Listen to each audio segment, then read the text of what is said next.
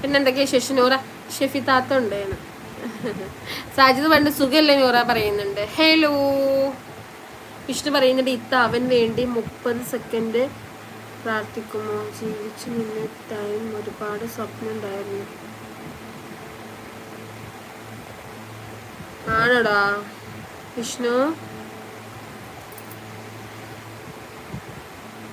പ്രാർത്ഥിക്കാം കേട്ടോ.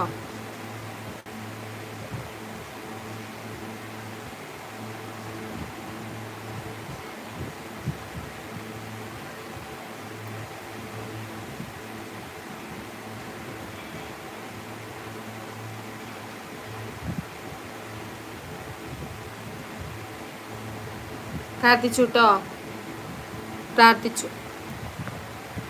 അവൻ എന്താ ചെയ്യാ, സ്വപ്നങ്ങൾ ബാക്കിയാക്കി അവൻ യാത്രയായി.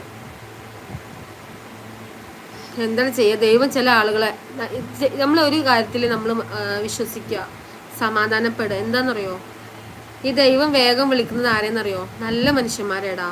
നല്ല മനുഷ്യന്മാരെ ദൈവം വേഗം കൊണ്ടുപോകുമെന്ന് പറയുന്നേക്കാം. നല്ല മനുഷ്യരെ. ചീത്ത മനുഷ്യർക്ക് ആയുസ് കൂടുതലായിരിക്കും. അവരിങ്ങനെ ദുനിയാവിൽ ഒരുപാട് കാലം ജീവിക്കും. നല്ല മനുഷ്യരെ ദൈവം വേഗം കൊണ്ടുപോകും.